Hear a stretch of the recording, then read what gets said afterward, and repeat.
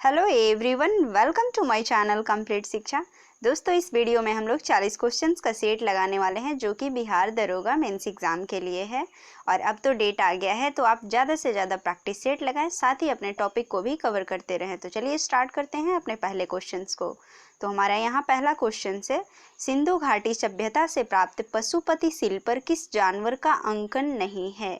सही आंसर है आपका ऑप्शन नंबर डी, बाघ का। सिंधु घाटी सभ्यता से जो प्राप्त हुआ था पशुपति शिल्प, जो कि वो क्या है, एक मुहर है उस समय का, जो कि मोहनजोदड़ो से प्राप्त हुआ था। उस पर हाथी, गैंडा, भैंस, चीता जैसे जानवरों का चारों तरफ अंकन मिलता है, जबकि बाघ का अंकन नहीं मिलता है। तो आपको ये भी याद रखना है कि सिंधु घाटी सभ्यता से पशुपति शिल्प जो था वो मोहनजोदड़ो से मिला था, और इस पर हाथी, गैंडा, चीता, भैंस आदि जानवरों का अंकन मिलता है। नेक्स्ट क्वेश्चन है, निम्न में से कौन सुमेलित नहीं है? इसका सही आंसर हो जाएगा ऑप्शन नंबर सी, संचालन समिति के.एम. मुंशी। देखिए, संचालन समिति जो थे, इसके जो अध्यक्ष थे वो के.एम. मुंशी नहीं थे। इसके संचालन समिति के अध्यक्ष थे वो डॉक्टर राजेंद्र प्रसाद थे, जबकि कार्य संचालन समिति रहता तो इसके अध्यक्ष थे के.एम. मुंशी। प्रारूप समिति का अध्यक्ष, जैसे कि आप सभी जानते हैं, डॉक्टर भीमराव अंबेडकर थे। संघीय समिति का अध्यक्ष और राज्य समिति का अध्यक्ष, उसके अध्यक्ष कौन थे? जवाहरलाल नेहरू थे। तो ये सारा जो है सुमेलित है, जबकि संचालन समिति के अध्यक्ष जो थे वो कौन थे? राजेंद्र प्रसाद थे। और कार्य संचालन समिति का अध्यक्ष रहता तो के.एम. मुंशी। तो ये क्या है? सुमेलित नहीं है। नेक्स्ट क्वेश्चन देखते हैं, किसी संगठन के सदस्यों को किस आधार पर एकत्रित होने से वंचित किया जा सकता है? इसका सही आंसर हो जाएगा ऑप्शन नंबर डी, राष्ट्र की एकता और संप्रभुता के आधार पर एकत्रित होने से वंचित किया जा सकता है। इसको आप ऐसे ही एग्जाम्पल से ले लें, जैसे कि कुछ समय पहले एक विवाद में था जेएनयू में कि भारत तेरे टुकड़े होंगे। तो इस तरह के जो गैंग होते हैं या फिर इस तरह के जो नारे लगाए जाते हैं जिससे कि हमारे राष्ट्र की एकता खतरे में हो, और जो धर्म विशेष के लोग जो होते हैं वो एक जगह एकत्रित होकर के किसी धर्म को तोड़ने की बातें करते हैं, तो इन सभी मामलों पे यदि कोई भी संगठन के द्वारा एकत्र होता है, इकट्ठा होता है, तो ऐसे में वंचित किया जा सकता है। तो किसी संगठन के सदस्यों को किस आधार पर वंचित किया जाता है? तो राष्ट्र की एकता और संप्रभुता की बात जहां आती है वहां पर उन्हें एक जगह एकत्रित होने वाला जो अधिकार है, जैसे कि बोलने की सबकी मौलिक अधिकार में है कि हाँ, हम कुछ भी बोल सकते हैं, तो यदि इस मामले से जुड़ा हुआ है तो ये अधिकार आपका वहां पर खत्म हो जाता है। तो इसका सही आंसर हो जाएगा राष्ट्र की एकता और संप्रभुता। तो देखते हैं नेक्स्ट क्वेश्चंस को। नेक्स्ट क्वेश्चन है, मंत्रिपरिषद सामूहिक रूप से किसके प्रति जवाबदेह होती है? इसका सही आंसर है ऑप्शन नंबर डी, मंत्रिपरिषद जो होती है वो लोकसभा के प्रति उत्तरदायी होती है, जबकि राज्य मंत्रिपरिषद जो होता है वो क्या होता है? राज्यपाल के प्रति उत्तरदायी होता है। राज्यसभा नहीं, राज्यपाल के प्रति उत्तरदायी होता है। तो मंत्रिपरिषद का जो समूह होता है वो लोकसभा के प्रति उत्तरदायी होता है, आपको यही याद रखना है। नेक्स्ट क्वेश्चन को देखते हैं, पंचायतों की वित्तीय स्थिति की सिफारिश राज्य वित्त आयोग द्वारा किसे की जाती है? इसका सही आंसर हो जाएगा ऑप्शन नंबर डी, राज्यपाल। पंचायतों की वित्तीय स्थिति की सिफारिश राज्य वित्त आयोग द्वारा राज्यपाल को की जाती है। तो इसका सही आंसर है राज्यपाल। मतलब कि पंचायत का जो भी वित्तीय स्थिति है उसके बारे में राज्य वित्त आयोग जो है किसको सिफारिश करता है? तो राज्यपाल को सिफारिश करता है। नेक्स्ट क्वेश्चन देख लेते हैं, नतांगकी नेशनल पार्क कहाँ स्थित है? इसका सही आंसर है ऑप्शन नंबर ए, नागालैंड में। नतांगकी नेशनल पार्क, जिसे कि हम लोग इनंतकी नेशनल पार्क से भी जानते हैं, तो नतांगकी नेशनल पार्क जो है वो नागालैंड में स्थित है। और नागालैंड में एक फेस्टिवल बहुत ही फेमस है जो कि आपके एग्जाम में अक्सर पूछ लिया जाता है, जो कि क्या है? हॉर्नबिल फेस्टिवल मनाया जाता है नागालैंड में ही। तो ये भी आप याद रखेंगे। और हॉर्नबिल जो है वो नागालैंड का है, जबकि पक्के पागा हॉर्नबिल फेस्टिवल होगा तो वो किस राज्य का है? तो अरुणाचल प्रदेश में मनाया जाता है। तो आप इसे भी याद रखेंगे। नेक्स्ट क्वेश्चन है, निम्नलिखित का उचित मिलान करें। यहाँ पर देखिए, तो आप देखेंगे कि कौन किस राज्य में है। तो तुंगभद्रा बांध जो है वो किस राज्य में है? कर्नाटक में। तो ये बिल्कुल ही सही है। टिहरी बांध जो है ये कहाँ है? तो उत्तराखंड में है। तो ये भी सही है। हीराकुंड बांध उड़ीसा में है, और सरदार सरोवर बांध गुजरात में। तो यहाँ पर जो है वो क्या है? बिल्कुल ही सही मिलान किया गया है। तो यहाँ सभी सही हैं। नेक्स्ट क्वेश्चन को देख लेते हैं, दोषपूर्ण शिक्षा प्रणाली का क्या परिणाम है? इसका सही आंसर हो जाएगा ऑप्शन नंबर डी, युवा अशांति। दोषपूर्ण शिक्षा प्रणाली, जैसे कि आप किसी भी युवाओं को यदि अच्छे से शिक्षित नहीं करते हैं तो उससे क्या होगा, युवाओं में अशांति होगी। तो दोषपूर्ण शिक्षा प्रणाली का जो रिजल्ट होगा वो क्या होगा, युवा अशांति होगा। नेक्स्ट क्वेश्चन से यहाँ पर, यज्ञ की देखरेख कौन करता है? इसका सही आंसर हो जाएगा ऑप्शन नंबर बी, ब्राह्मण। जैसा कि आप सभी जानते हैं कि ब्राह्मणों का काम क्या होता है, पूजा पाठ करवाना। तो यज्ञ का देखरेख वही करते हैं, कौन, ब्राह्मण। और ऐसा आप सिंधु सभ्यता, जो सभ्यता पढ़े हैं, वैदिक सभ्यता, इसमें आप पढ़े भी हैं ब्राह्मणों के बारे में। तो जो यज्ञ की देखरेख किया जाता है वो ब्राह्मणों के द्वारा किया जाता है। और यहाँ देखिए जो होत्री है, यहाँ होत्री होगा। होत्री जो थे वो क्या जो वेद का ऋचाएँ थी उनको जो पढ़ने वाले लोग थे उनको बोला जाता था होत्री। जो ऋचाओं को पढ़ते थे उन्हें होत्री कहा जाता था। और जो उदयर्यु है, ये जो यजुर्वेद के पाठ करता थे उसे, उन्हें क्या बोला जाता था, उदयर्यु। और उद्गाता जो थे, इन्हें सामवेद के जो पढ़ने वाले थे उनको बोला जाता था उद्गाता। तो आप इनसे इतनी सारी जानकारी को याद रखेंगे। हम देखते हैं नेक्स्ट क्वेश्चन को। नेक्स्ट क्वेश्चन से, अमीर खुसरो किसके शासनकाल से संबंधित थे? सही आंसर है option number D, Alauddin Khilji. अमीर खुसरो किसके शासनकाल से संबंधित थे? तो अलाउद्दीन खिलजी के शासनकाल से संबंधित थे। अब देखिए अमीर खुसरो को किस नाम से जाना जाता है? तो हिंद का तोता के नाम से भी अमीर खुसरो को जाना जाता है। और जिनका जीवन काल रहा है 1253 से लेकर 1324 ईस्वी में। और ये जो थे एक प्रमुख कवि, शायर और संगीतकार थे जो कि राज दरबार से रिलेटेड थे। इनका जो परिवार था वो राज दरबार में बजाने का काम और गाने का काम करता था। और इनकी जो अमीर खुसरो की जो भी उनकी रचनाएं हैं वो मुख्यतः दो भाषाओं में, हिंदी और फारसी में, इन्होंने जितनी भी रचनाएं की है वो हिंदी और फारसी में। तो इनका जो शासनकाल था, अमीर खुसरो जो थे किसके संबंधित थे, किसके शासनकाल से थे? तो अलाउद्दीन खिलजी से। तो आप इसे याद रखेंगे। और इनको किस नाम से जाना जाता है? तो हिंद का तोता के नाम से जाना जाता है। नेक्स्ट क्वेश्चन देख लेते हैं। नेक्स्ट क्वेश्चन से, रामप्रसाद बिस्मिल का नाम किससे संबंधित है? इसका सही आंसर हो जाएगा ऑप्शन नंबर डी, काकोरी षड्यंत्र केस। रामप्रसाद बिस्मिल का नाम जो है काकोरी षड्यंत्र केस से था। काकोरी षड्यंत्र में शामिल होने के कारण ही इन्हें फांसी की सजा भी दे दी गई थी। फांसी दे दिया गया था किसको? तो रामप्रसाद बिस्मिल को। रामप्रसाद बिस्मिल जो कि हिंदुस्तान रिपब्लिकन एसोसिएशन के सदस्य थे और इन्हें काकोरी षड्यंत्र के साथ फांसी की सजा हुई थी। नेक्स्ट क्वेश्चन देख लेते हैं। भगवान बुद्ध को ज्ञान की प्राप्ति कहाँ हुई थी? तो भगवान बुद्ध को ज्ञान की प्राप्ति कहाँ हुई थी? इसका सही आंसर है ऑप्शन नंबर बी, बोधगया में।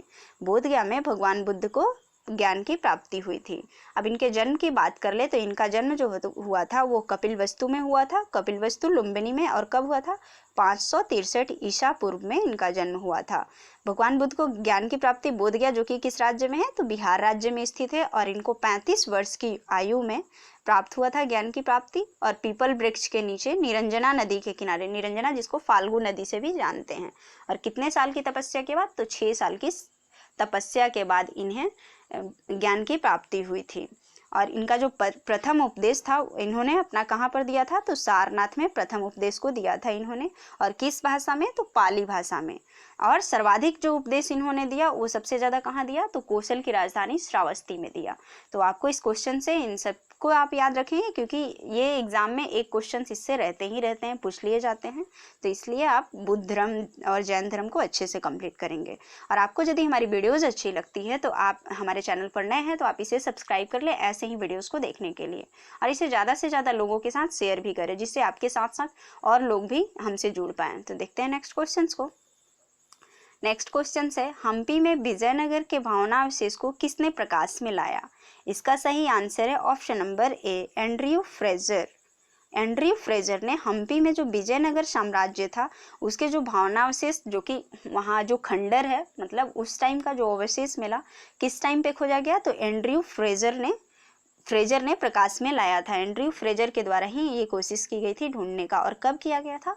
तो 1800 ईस्वी में ये खोजा गया था। हम्पी जो कि तुंगभद्रा नदी के तट पर स्थित मध्यकालीन जो भारत था, हिंदू राज्य, ये जो विजयनगर साम्राज्य था वो हिंदू राज्य था। और उस टाइम की ये विजयनगर क्या थी? राजधानी थी हिंदू राज्य साम्राज्य की। तो विजयनगर कहाँ पर है? तो ये है हम्पी में है, और किस नदी पर है, तो तुंगभद्रा नदी पर। तो आप याद रखेंगे इसे कि विजयनगर को सबसे पहले प्रकाश में किसने लाया था, एंड्रयू फ्रेजर ने 1800 ईस्वी में लाया था। नेक्स्ट क्वेश्चन है, भारतीय राष्ट्रीय कांग्रेस की 1931 के कराची अधिवेशन की अध्यक्षता किसने की थी। कराची अधिवेशन की अध्यक्षता 1931 में किसने की थी। इसका सही आंसर हो जाएगा option number B, Sardar Vallabh भाई पटेल के द्वारा 1931 ईस्वी का कराची अधिवेशन की अध्यक्षता की गई थी। देखते हैं नेक्स्ट क्वेश्चंस को। नेक्स्ट क्वेश्चन है, निम्नलिखित में से किसने तीनों गोलमेज सम्मेलन में भाग लिया था। इसका सही आंसर हो जाएगा ऑप्शन नंबर क्या हो जाएगा, इसका डी हो जाएगा। वल्लभ भाई पटेल और तेज बहादुर जो थे वो लंदन में आयोजित तीनों गोलमेज सम्मेलन में भाग लिया था। किसने, वल्लभ भाई पटेल ने। तो आपको यहाँ पर यही ऑप्शन में मिल रहा है, वल्लभ भाई पटेल और तेज बहादुर भी रहता तो आप दोनों को आंसर करते, लेकिन यहाँ पर सिर्फ वल्लभ भाई पटेल है। तो यहाँ पर सही आंसर हो जाएगा ऑप्शन नंबर डी, जो कि तीनों गोलमेज सम्मेलन में भाग लिए थे और ये आयोजित हुआ था लंदन में। नेक्स्ट क्वेश्चन है, पंचायती राज का सबसे मुख्य भाग क्या है। इसका सही आंसर है ऑप्शन नंबर डी, ग्राम सभा। पंचायती राज्य का सबसे मुख्य भाग जो है वो क्या है, ग्राम सभा होता है। भारत का जो पंचायती राज्य प्रणाली है वो गांव या छोटे कस्बों के अंदर ग्राम सभा होती है, और जो कि भारत का स्थानीय स्वशासन का प्रमुख अंग है। तो ग्राम सभा जो है वो स्थानीय स्वशासन का प्रमुख अंग है, और पंचायती राज्य का भी सबसे मुख्य भाग माना जाता है, जो कि गाँव कस्बों के अंदर आयोजित होती है ग्राम सभा। नेक्स्ट क्वेश्चन देख लेते हैं, ओमेगा 3 किस वर्ग का है। इसका सही आंसर हो जाएगा ऑप्शन नंबर सी, वसीय अम्ल। ओमेगा 3 जो है वो क्या है, एक फैटी एसिड है, और ये फैटी एसिड बहुत ही हमारे हृदय के लिए बहुत अच्छा होता है, और यह एसिड से क्या होता है, हमारा रोग प्रतिरोधक क्षमता भी बढ़ता है, और इससे शारीरिक और मानसिक विकास भी होती है। किससे, ओमेगा 3 नामक फैटी एसिड से। तो आप इसे याद रखेंगे, ओमेगा 3 जो है वो एक वसीय अम्ल है। नेक्स्ट क्वेश्चन है, कार्बन मोनोऑक्साइड निम्नलिखित में से किसको मुख्यतः प्रभावित करता है। सही आंसर हो जाएगा ऑप्शन नंबर डी, रक्त की ऑक्सीजन वहन करने की क्षमता को। कार्बन मोनोऑक्साइड जो कि गाड़ियों से निकलता है, और देखे होंगे आप जब भी कभी कि ट्रैफिक में यदि आप फंसते हैं तो गाड़ी में से जब धुआं निकलते रहता है तो हम लोग कैसा फील करते हैं, लगता है वॉमिटिंग होगा। क्यों ऐसा होता है, क्योंकि हमारे शरीर में जितना ऑक्सीजन की मात्रा जानी चाहिए उतना नहीं पहुंच पाती है, और ये क्या होता है, ब्लॉक करता है, ऑक्सीजन की मात्रा को, लेने की मात्रा को हमारे शरीर में कम कर देता है। तो कार्बन मोनोऑक्साइड से क्या होता है, ऑक्सीजन की वहन करने की क्षमता कम होती है। वैसे तो सबको इफेक्ट करता है, लेकिन जो मुख्य रूप से प्रभावित होता है वो ऑक्सीजन वहन करने की क्षमता को प्रभावित। तो इसका सही आंसर हो जाएगा option number D. Next question देखते हैं यहाँ पर, EEG किसकी निगरानी के लिए उपयोग होता है। ये डॉक्टरों के द्वारा यूज किया जाता है, तो क्यों किया जाता है। EEG इसका फुल फॉर्म होता है इलेक्ट्रोएन्सेफेलोग्राफ होता है, इंसेफेलोग्राम होता है। क्या होता है, EEG का फुल फॉर्म तो इलेक्ट्रोएन्सेफेलोग्राम होता है, और ये किस लिए यूज किया जाता है, तो मस्तिष्क की निगरानी के लिए किया जाता है।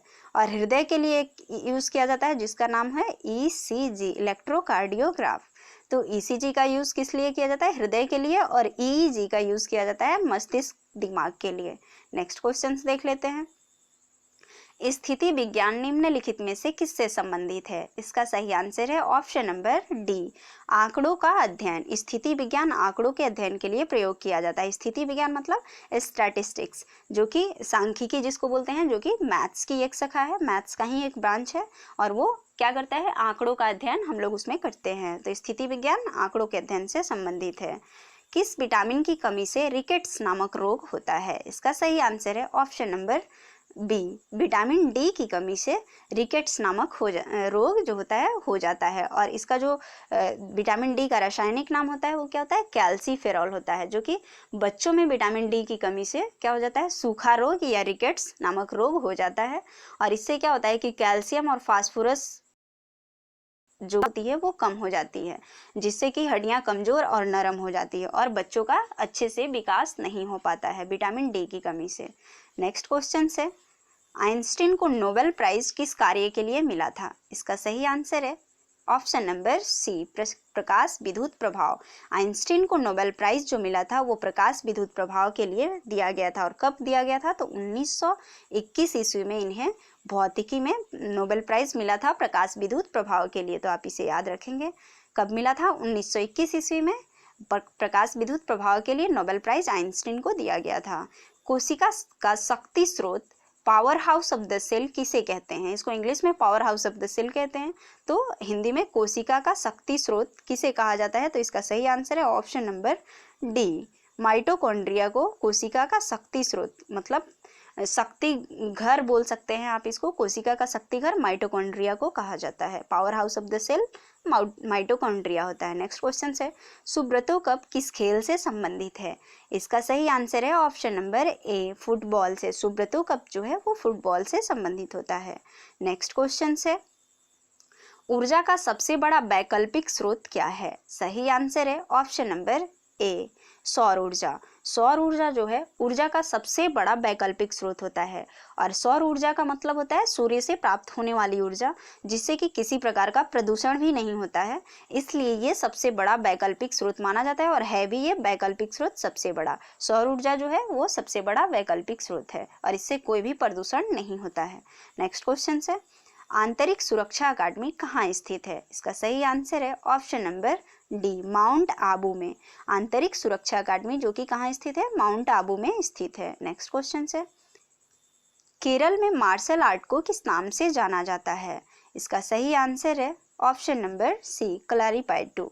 क्लारीपायट्टू के नाम से केरल में मार्शल आर्ट को जाना जाता है। अब देखिए क्लारीपायट्टू क्या है, तो ये वहाँ का एक युद्ध कला है, युद्ध करने की कला है, और यहाँ पर जो कुछ युद्धाभ्यास, इसका जो कुछ युद्ध अभ्यास जो है क्लारीपयट्टू का, वो वहाँ के नृत्य कथक कली में भी शामिल किया जाता है, शामिल करके उसका उपयोग किया जाता है।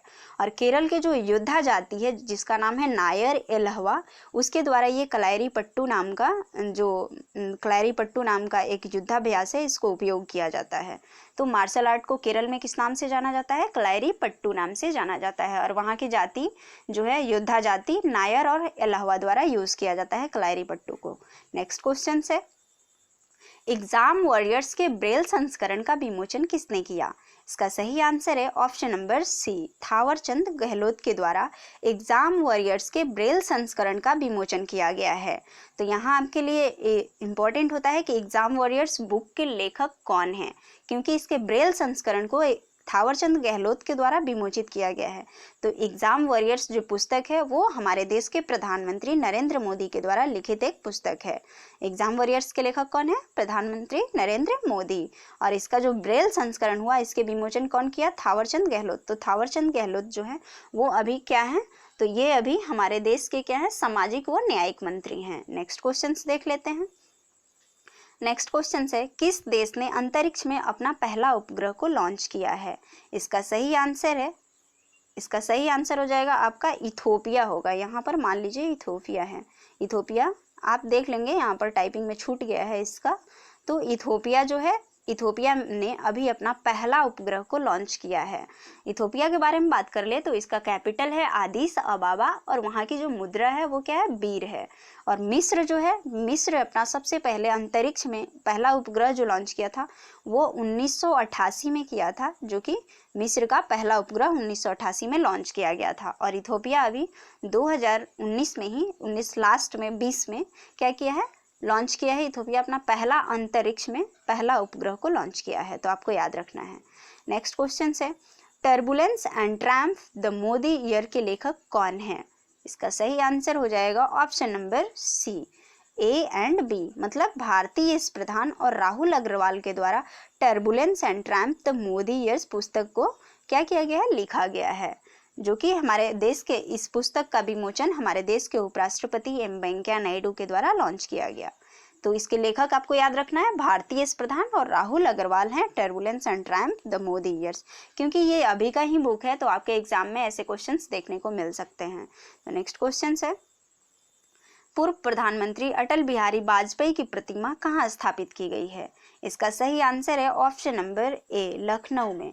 हमारे देश के पूर्व प्रधानमंत्री अटल बिहारी वाजपेयी के जन्मदिन पर अभी क्या किया गया है? लखनऊ में इनकी जो प्रतिमा स्थापित की गई है, जो कि 25 फीट लंबी है, 25 फीट ऊंची है ये प्रतिमा, जिसका अनावरण हमारे देश के प्रधानमंत्री नरेंद्र मोदी जी के द्वारा लखनऊ में किया गया है। नेक्स्ट क्वेश्चन है, भारत की पहली ट्रांसजेंडर यूनिवर्सिटी किस राज्य में स्थापित की गई है? ट्रांसजेंडर यूनिवर्सिटी इसलिए इम्पोर्टेंट है क्योंकि ये भारत की पहली ट्रांसजेंडर यूनिवर्सिटी है। तो किस राज्य में बनाया गया है? तो ये बना है उत्तर प्रदेश राज्य में। उत्तर प्रदेश में भारत की पहली ट्रांसजेंडर यूनिवर्सिटी स्थापित की गई है। नेक्स्ट क्वेश्चन है, लिएंडर पेस किस खेल से संबंधित है? इसका सही आंसर हो जाएगा option number B. Leander Paes जो हैं वो टेनिस के प्लेयर हैं और जो कि अभी 2020 में ही क्या कर दिए हैं, घोषणा कर दिए हैं, सभी पारूप से संन्यास लेने की घोषणा भी इनके द्वारा कर दिया गया है। और ये किस राज्य से आते हैं? तो ये है गोवा राज्य से, और ये 2020 में अभी क्या करने वाले हैं, तो संन्यास लेने वाले हैं, इसलिए ये भी न्यूज़ में है अभी। तो हम देखते हैं नेक्स्ट क्वेश्चंस को। नेक्स्ट क्वेश्चन है, अब आपके मैथ्स के क्वेश्चंस कुछ देखने को मिलेंगे, उसके बाद रीजनिंग के। तो क्वेश्चन है आपका कि प्रेक्षा ने एक परीक्षा में 62% अंक प्राप्त किए, जबकि परीक्षा के अधिकतम अंक 550 थे, तो उसे कितने अंक प्राप्त हुए? देखिए 550 यहाँ पर दिया हुआ है अधिकतम अंक। अधिकतम अंक का मतलब 100% जो मार्क्स है वो कितना है, 550 है। तो जब 100% 550 है तो आप 62% निकाल लेंगे, पहले 1% निकालेंगे, फिर उसके बाद 62% निकालेंगे, तो क्या हो जाएगा 550/100 इंटू 62। तो आपका सही आंसर हो जाएगा ऑप्शन नंबर बी 341। तो आप ऐसे निकाल सकते हैं, क्या आ जाएगा सही आंसर, 341 आ जाएगा। नेक्स्ट क्वेश्चन देख लेते हैं। नेक्स्ट क्वेश्चन है, मयूर अकेला एक काम को 50 दिन में पूरा करता है, जबकि राकेश उसी काम को अकेला 70 दिन में पूरा करता है। पूरे काम की कुल मजदूरी 78,000 रुपये है, तो यदि दोनों काम को मिलकर करते हैं तो मयूर को कितने रुपए मिलेंगे? तो इसको बनाने के लिए आप, ये टाइम एंड वर्क का क्वेश्चन है, तो इसको बनाते हैं हम लोग, देखते हैं। देखिए मयूर जो है वो कितना दिन काम करता है, तो 50 दिन में पूरे काम को पूरा कर लेता है, तो मयूर को कितने दिन लगते हैं, 50 दिन। और वहीं पर राकेश को कितने दिन लगते हैं, 70 दिन। तो 50 और 70 का हम लोग एलसीएम निकाल लेंगे। एलसीएम निकालने के बाद ये कितना हो जाएगा, 350 हो जाएगा। और 350 के साथ ही फिर इसका कैपेसिटी निकाल लेंगे कि मयूर एक दिन में कितना काम कर सकता है। तो ये कितना हो जाएगा, इसके टाइम से हम जब इसमें भाग देंगे इसका एलसीएम में, तो वो हमारा क्या निकलेगा, एक दिन का काम निकल जाएगा। तो 50 से 350 में यदि आप भाग देते हैं तो कितना आ जाएगा, 7 आ जाएगा। और 70 से यदि 350 में भाग देते हैं तो 5 आ जाएगा। इसका मतलब ये हुआ कि मयूर जो है एक दिन में 7 काम करता है, जबकि राकेश जो है एक दिन में 5 काम करने की इसकी कैपेसिटी है। तो टोटल काम यदि ये लोग दोनों मिलकर एक साथ करेगा तो एक दिन में 12 काम हो जाएगा। और टोटल काम कितना है, 350 है। और जो इसकी जो मजदूरी है, पूरे काम की कुल जो मजदूरी है वो 78,000 रुपये है। तो हम लोग क्या करेंगे कि फिर 78,000 और जो ये लोगों का एक दिन का कैपेसिटी है काम करने का 12, और कौन कितना दिन करता था, तो 7 दिन तक मयूर करता था। तो हमें किसका निकालना है, तो मयूर कितने रुपए मयूर को मिलेंगे, तो हम लोग क्या करेंगे 7 से इंटू कर देंगे, तो हमारा क्या आ जाएगा, डायरेक्ट रुपीस आ जाएगा। तो कितना आ जाएगा, इसका सही आंसर हो जाएगा ऑप्शन नंबर बी 45,500। तो आप इस तरीके से इस क्वेश्चन को बना सकते हैं, और आप अपने मेथड से भी बनाइएगा क्योंकि आपको यहाँ पर आंसर करना है। तो चलिए हम देखते हैं नेक्स्ट क्वेश्चन को।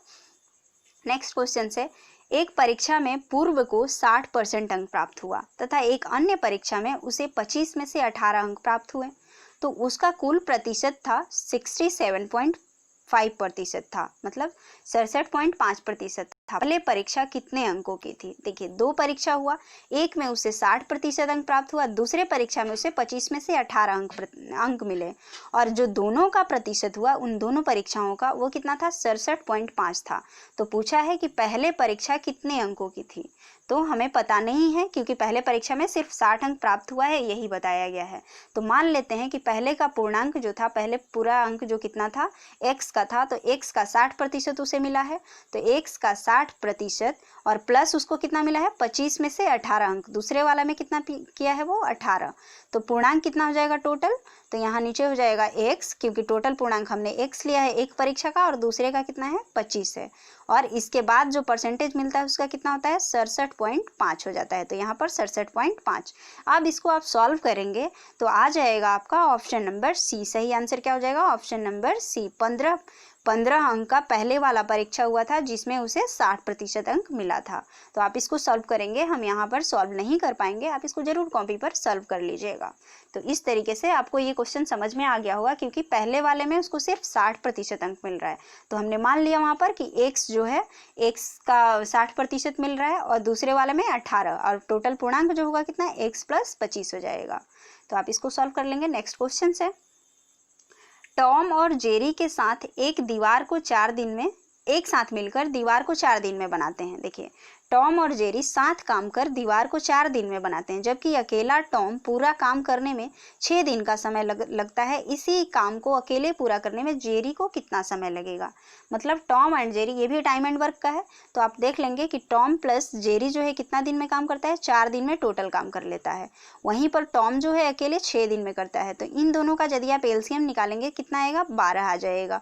फिर इससे एलसीएम निकालने के बाद हम कैपेसिटी निकाल देंगे, जैसे पिछले क्वेश्चन में निकाले थे। तो कितना हो जाएगा इसका कैपेसिटी? इसका हो जाएगा 3 और इसका हो जाएगा कितना? 2 हो जाएगा। इसका मतलब ये हुआ कि टॉम और जेरी जब साथ मिलकर काम करते हैं तो एक दिन में वो कितना करते हैं? 3 काम करने का उनका कैपेसिटी है। जबकि टॉम जब अकेले काम करता है तो एक दिन में वो 2 काम करता है। तो यदि हम टॉम एंड जेरी में से सिर्फ टॉम का टाइम को घटा दें, जो काम किया एक दिन का वो घटा दें, तो जेरी जो है अकेले कितना काम करेगा? तो एक काम एक दिन में करेगा, और टोटल काम कितना है? 12 काम। तो 12 काम को पूरा करने में जेरी को कितना दिन लग जाएगा? 12 दिन का समय लग जाएगा। तो सही आंसर हो जाएगा क्या? ऑप्शन नंबर बी, 12 दिन। नेक्स्ट क्वेश्चन है, किसी कक्षा में लड़कों का औसत प्राप्तांक 52 है, लड़कियों का औसत प्राप्तांक 42 है, लड़कों और लड़कियों का संयुक्त औसत 50 है, तो कक्षा में लड़कों की प्रतिशत क्या है? क्वेश्चंस अच्छे लेवल के हैं, तो आपको इसके लिए पेन कॉपी लेकर सॉल्व करना ही होगा आपको इसका आंसर देने के लिए। तो चलिए सॉल्व करते हैं इस क्वेश्चन को। लड़कों का औसत प्राप्तांक कितना है? 52 है। तो यहाँ पर बॉयज़ लिख लेते हैं हम, और यहाँ पर गर्ल्स। तो कितना है? 52 है यहाँ पर, और यहाँ कितना है? 42 है। तो गर्ल्स का प्राप्तांक 42 है, और जो दोनों का मिला जुला है, ये एलिगेशन जैसा क्वेश्चन आपको देखने से ही लग रहा है, तो यहाँ क्या हो जाएगा? 50 हो जाएगा। अब क्या करते हैं? एलिगेशन वाला रूल लगा देते हैं। तो 52 से 50 घटा देंगे, 2 आ जाएगा यहाँ पर, और 42 जो है घटा देंगे 50 में से, तो कितना आ जाएगा? 8 आ जाएगा। अब ये भी अभी कटेगा तो इसको 4 हो जाएगा ये यहाँ पर, और यहाँ क्या हो जाएगा? 1 हो जाएगा। तो 4 और 1। तो पूछा है क्या कि कक्षा में लड़कों की प्रतिशत क्या है? अब हम लड़का के प्रतिशत को निकाल लेंगे। तो लड़का का प्रतिशत कितना हो जाएगा? 4, क्योंकि लड़का कितना है? 4 है। बॉयज़ का कितना है? 4, गुने क्या हो जाएगा? 4 गुने 100% आप निकाल रहे हैं, बटे क्या हो जाएगा? टोटल कितना हो जाएगा? लड़का और लड़कियों का संयुक्त प्रतिशत। तो कितना हो जाएगा? 4 + 1 5। अब इसको काटेंगे, 5 से 100 को काटेंगे 25 हो जाएगा, और 25 से यहाँ 5 हो जाएगा, 5 से 100 काटेंगे तो 20 हो जाएगा, 20 × 5 = 100, और 20 से 4 से इंटू कर देंगे तो कितना आ जाएगा? 80%। तो लड़कों का जो प्रतिशत है वो कितना है? 80% है। नेक्स्ट क्वेश्चन देख लेते हैं। नेक्स्ट पैनल के 6 सदस्य एक पंक्ति में बैठे हैं। P एस के बाईं ओर है और T के दाईं ओर है। R एक्स के दाईं ओर और Q के बाईं ओर है। एक्स जो है एस के बगल में बैठा है, तो कौन से 2 सदस्य बिल्कुल मध्य में बैठे हैं? इसको अब हम लोग एक एक लाइन को पढ़ करके क्या करेंगे कि देखेंगे कि कैसे कैसे बैठा हुआ है। पहले इसको अरेंज करना होगा। तो देखिए 6 सदस्य हैं, तो पहले हम क्या करते हैं? 6 सदस्य को बना लेते हैं। 6 सदस्य को फिर हम लोग क्या करेंगे? बैठा देंगे उसको, जिसका जिसका जहाँ जहाँ जगह होगा। तो देखिए बोला है कि एस के बाईं ओर कौन है? तो एस के बाईं ओर है P। मान लीजिए हम यहाँ पर एस को बैठा देते हैं। एस के बाईं ओर कौन है? P है। तो एस का बाईं ओर इधर हुआ, तो यहाँ बैठ गया P। और बोला है कि दाईं ओर क्या है? T है। तो दाईं ओर इसके एस के दाईं ओर जो है वो T बैठा दिए। और फिर बोला है कि R जो है एक्स के दाईं ओर बैठा है, R और X। तो मान लीजिए यहाँ पर X के दाईं ओर कौन बैठा है? R बैठा है। तो R का दाईं ओर क्या हो जाएगा? X हो जाएगा, और Q के बाईं ओर है। तो देखिए यहाँ पर क्या हो जाएगा? यहाँ फिर से देखते हैं इसको। देखिए पहले हमने क्या बैठाया था? मान लीजिए यहाँ पर है हमारा P बैठा हुआ है। P के बाईं ओर में S है। S के बाईं ओर जो है वो P था। S के बाईं ओर में कौन था? P था। तो S यहाँ पर हो जाएगा। उसके बाद यहाँ पर क्या हो जाएगा? T हो जाएगा इधर दाईं ओर। P के दाईं ओर जो हो जाएगा वो क्या हो जाएगा? T। और X जो है, R जो है X के दाईं ओर है। तो आर जो है एक्स के दाईं ओर है, तो एक्स यहाँ है तो दाईं ओर कहाँ हो जाएगा, इधर होगा इसका। और उसके बाद बोला कि क्यू के बाईं ओर है कौन, आर, तो क्यू के बाईं ओर, तो इधर अब कर लेंगे क्यू को, तो क्यू के बाईं ओर हो गया आर। तो अब देखिए 6 बैठ गया है, तो बीच का पूछा है, तो बीच में कौन बैठा है, एस और एक्स, तो सही आंसर हो जाएगा ऑप्शन नंबर ए, एस और एक्स। देखिए यहाँ पर एक साथ बनाने में थोड़ा दिक्कत हो रहा है, तो आप इसको पेन कॉपी पे ज़रूर बनाइएगा, आसानी से बन जाएगा। बस इसमें आपको ध्यान क्या रखना है कि एक एक वर्ड को पढ़ते जाएंगे और लिखते जाएंगे, तो आसानी से ये क्वेश्चन सॉल्व हो जाएगा। ये रीजनिंग का क्वेश्चन है। नेक्स्ट क्वेश्चन देख लेते हैं। यदि दक्षिण पूर्व दिशा उत्तर बन जाए और उत्तर पूर्व दिशा पश्चिम बन जाए, ठीक इसी प्रकार सभी दिशाओं में परिवर्तित हो जाए, तो कौन सी दिशा उत्तर बन जाएगी। इस टाइप का जब भी क्वेश्चन आए तो आप हमेशा एक बार मैप बना लेंगे, जिसमें आप नॉर्थ साउथ ईस्ट वेस्ट को दर्शाएंगे। तो ऊपर होता है उत्तर, नीचे होता है दक्षिण, फिर ये हो गया पूरब और ये हो गया पश्चिम। तो क्या बोला है कि दक्षिण पूरब, तो दक्षिण पूरब कहाँ होगा, ये वाला हुआ।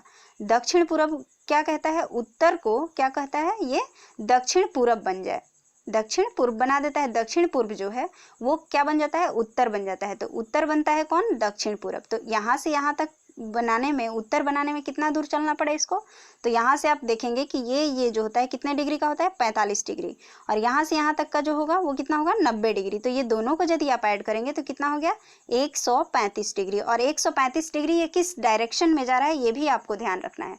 तो ये जो है घड़ी के उल्टे डायरेक्शन में, मतलब एंटी क्लॉकवाइज डायरेक्शन में 135 डिग्री मुड़ जा रहा है। वही काम इसके साथ भी हुआ है कि उत्तर पूर्व को पश्चिम बना दे रहा है।